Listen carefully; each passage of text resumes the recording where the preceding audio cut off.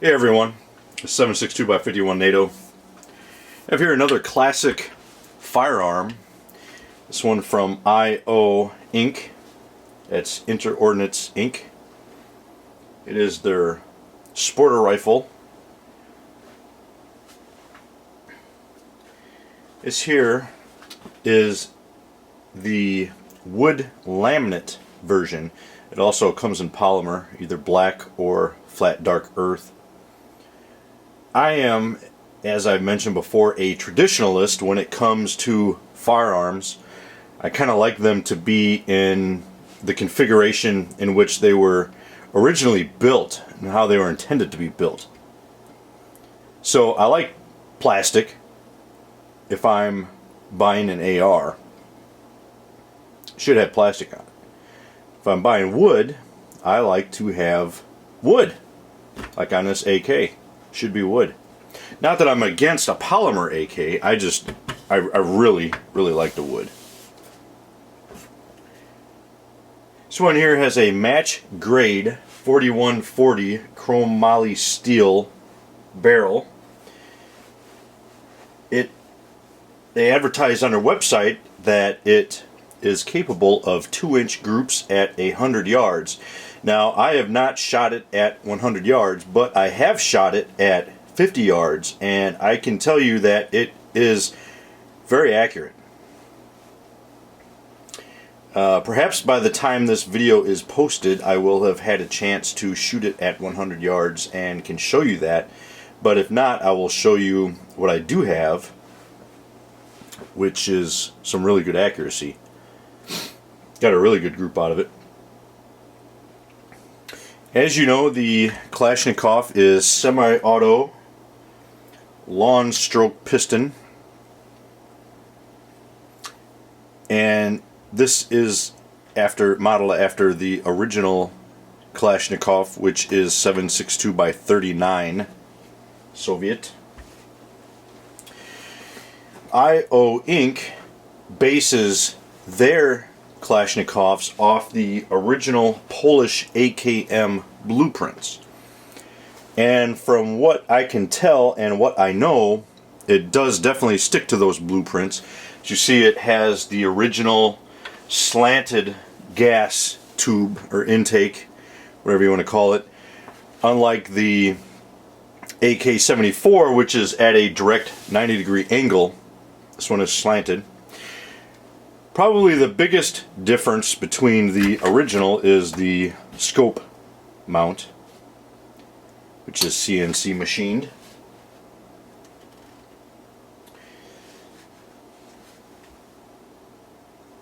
This one here is, as they say on their website, completely made in the USA. Now, to me, this is my humble opinion, or not my opinion, but my observation. A lot of these parts to me look like import, but according to them, it's all made in the United States. So I'll take their word for it. But my point is, by the fact that it looks like an import, I would say they've done an excellent job of replicating the Kalashnikov parts. I'll get a little bit more in depth into the disassembly of it in a second. This is it's a 36-inch overall length, has a 16.25-inch barrel, weighs 7 pounds, has a 1-to-10 right-hand twist, and it has adjustable front and rear sights.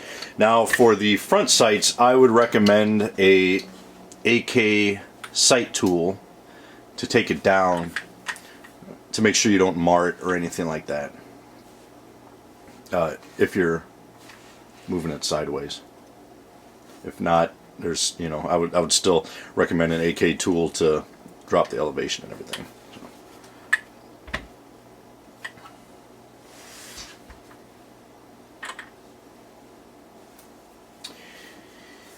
IO Inc. also supplies a limited lifetime manufacturer's warranty on this, which is a really good warranty. Very few guns have anything even close to a lifetime warranty, to even including a limited lifetime warranty. So excellent job on that. This here is a stamped receiver. There are two different types of receiver, milled and stamped. And I believe the stamped was the original, from what I remember reading. But it seems there aren't nearly as many stamped receiver Kalashnikovs on the market as there used to be. They used to be, it seems like most of them are milled now. One of the differences that you'll notice with the stamped receiver is right here, I can't remember exactly what it's called, but it basically makes sure that the magazine is centered and doesn't wobble. On the milled receiver, it's a huge indentation, whereas on this it's just a stamped piece on both sides. A couple of the other noticeable things are the rivets. They look different on a stamped receiver than they do on a milled receiver. Now this one here has a pretty good safety on it. I've played with some that actually have difficult to maneuver safeties. So, you know, another thing, along with the magazine, that's probably another difficult point for most Americans who are used to American safeties. This is pretty unique and not as easy to operate, not nearly as easy to operate, because you usually, as far as I know, I guess you could use this finger, but it's very hard to manipulate unless you break grip. First time I picked up a Kalashnikov years ago, I didn't know about this safety, and I kind of looked at it and I'm like, what is this? It's kind of weird. So everything else is where it needs to be. Very nicely made. The other day I shot this and I found it to be extremely smooth shooting. I thought it shot very well, and I think the extra weight of the wood as compared to polymer, you feel the recoil a little bit less. I didn't have any issues with this. I've shot, let's see, I'm not sure if it's a Romanian surplus. Yeah, I think Romanian surplus. I've shot Herder's steel case, which, you know, steel case through a Kalashnikov, I mean, that's pretty much what it's designed for. That's what they shoot it, you know, as shooting it. But of all the rounds I've fired, I've probably a couple hundred I've put through it so far, and I haven't had any issues at all. Rapid fire is good, and I'm going to show clear on here. Inspect the chamber. Just to show you the trigger. It's got a nice trigger on it. Very nice. No grit at all. Very smooth, clean break. As good of a trigger as you could ask for on an AK. The front grip fills your hand very nicely. Let's do a quick takedown here. Of course, first push right here. Here's the hop rod. Oops, safety off. Let's forget that part.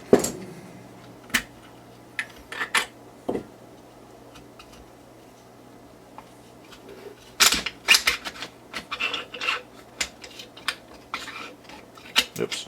Let's get that part also. I was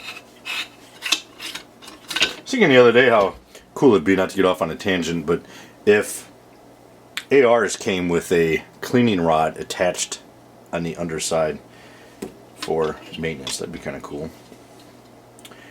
So here we go. Here are all the parts disassembled to the point in which you would field strip it. And actually, for field stripping, you probably wouldn't take this off. Wouldn't really need to. You don't need to clean the wood, but if you so desired, you could. So for me, weapons maintenance on this is pretty simple. I take some sort of cleaning solution, M Pro 7, break free CLP. Or some sort of gun scrubber. Spray the inside of this, let it soak for a little bit, and then pull a rag through it, and that cleans that off. Right here, this gas gets pretty dirty right through here. Same thing, spray it, pull a rag through it. Spray some, a little bit of cleaner down here. A lot of times what I like to do is take for corrosive ammo. I've read on the internet, a couple of people have told me that something really works really well is Windex with vinegar. So I'll spray some Windex down here, or perhaps some break-free gun cleaner and gun blaster, power blaster, whatever it's called. Spray that down there so it soaks down through the barrel, and then clean it out with a Q-tip really well. There's really not a lot back here in the trigger group. There's really not a whole lot of dirt back there, but I clean it lightly with some CLP on a Q-tip. It's really all you need to do. Punch the bore, good to go. Not really a lot of, hardly anything on the operating rod either, so clean that. Probably about the dirtiest part is, besides the gas tube, is the front right here. The, what is it? I don't know if this is called the operating rod. I'm not exactly sure what it's called, but this gets pretty dirty, so you want to scrub that down really well. Bolt stays relatively clean, but that's simple to clean. There's really not a lot to clean in it. I mean, there are a couple dirty parts. I guess the benefit to a Kalashnikov is that there are probably just a couple, maybe 2 or 3 key points that get dirty. The rest of it stays really clean, whereas an AR, it kind of seems like the whole thing is dirty. So that is a huge benefit to the Kalashnikov. Put it back, just do the opposite, which is, I guess you could say, pretty much standard on any gun.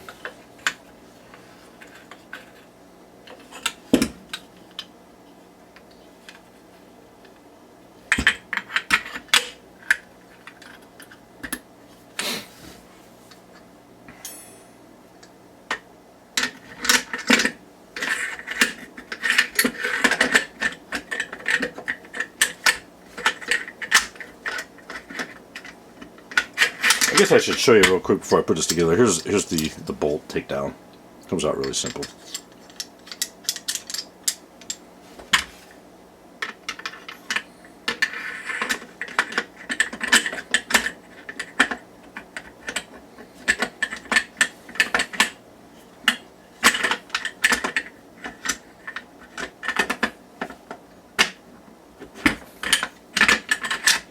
Now, one of the things I have seen mentioned on a lot of manufacturers' website and even around the internet is, of course, everything with the AR is about mil-spec.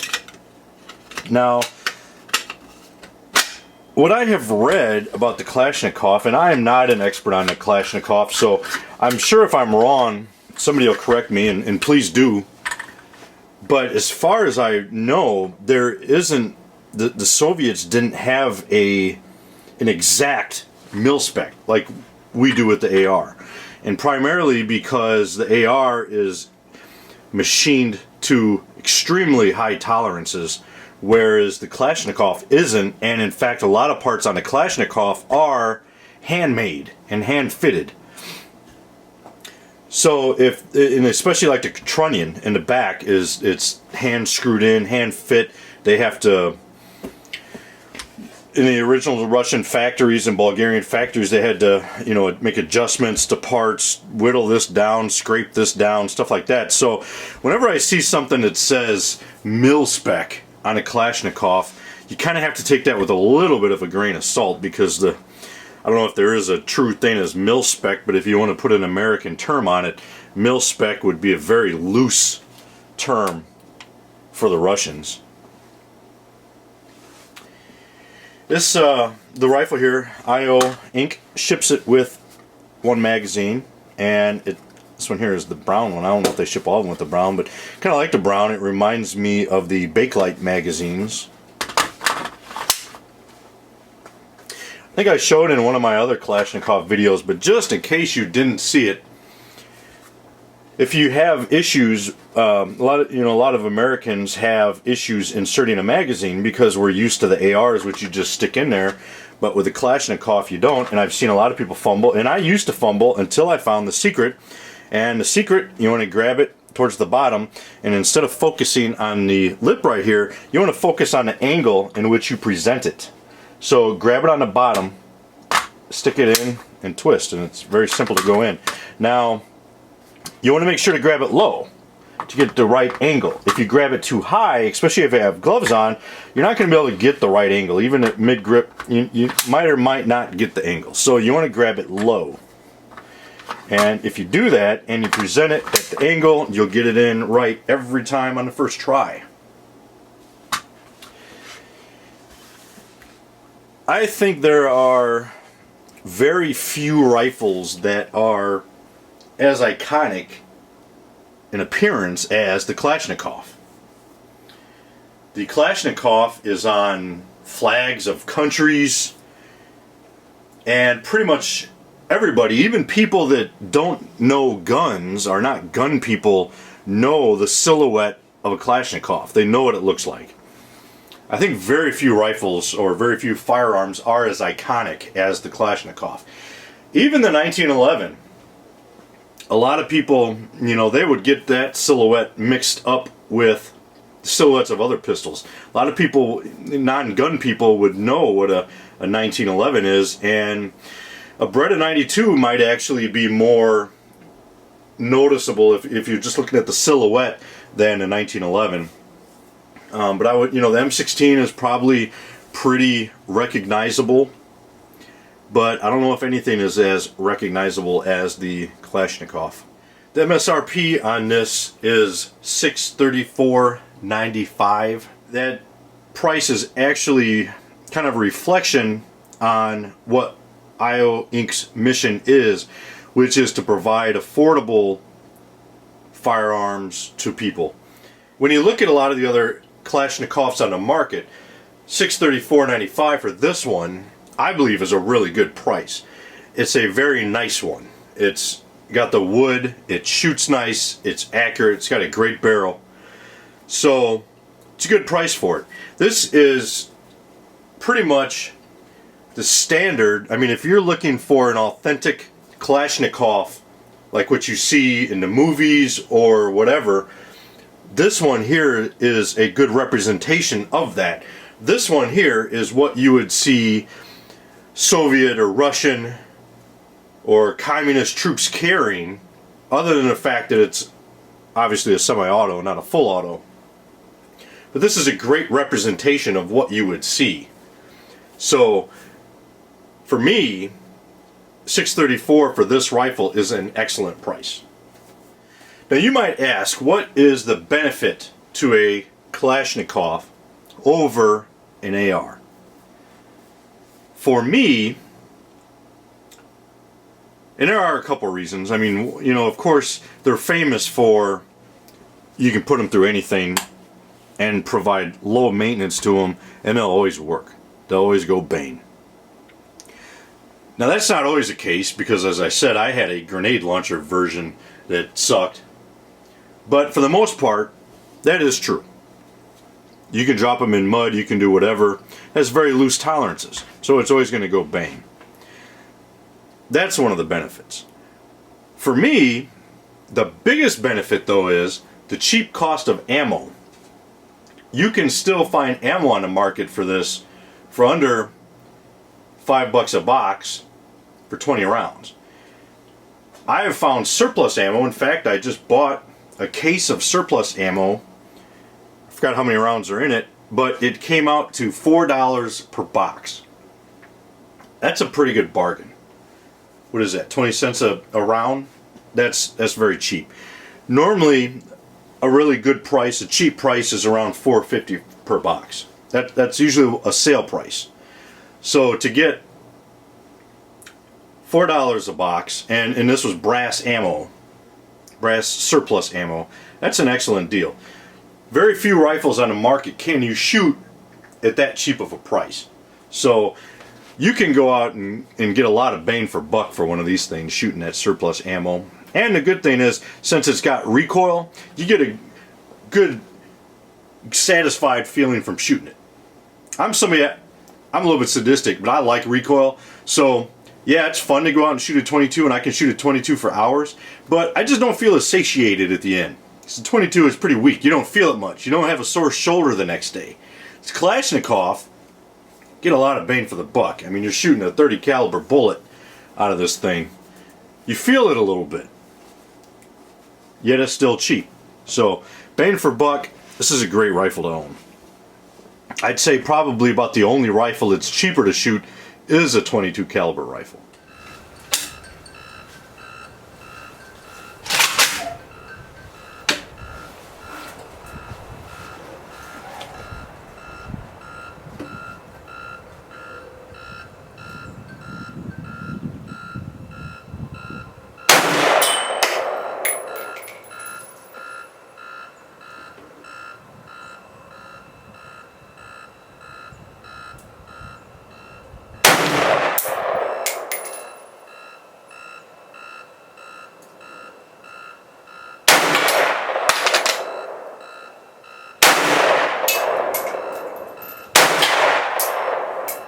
So I've just signed it in as 25 yards. It's a little high at 25 yards. I'd have to see, that might be good at 50, but look at the group. 5 shots, 1, 2, 3, 4. I think there's a 5th one right there. That's a very tight group. Kalashnikov.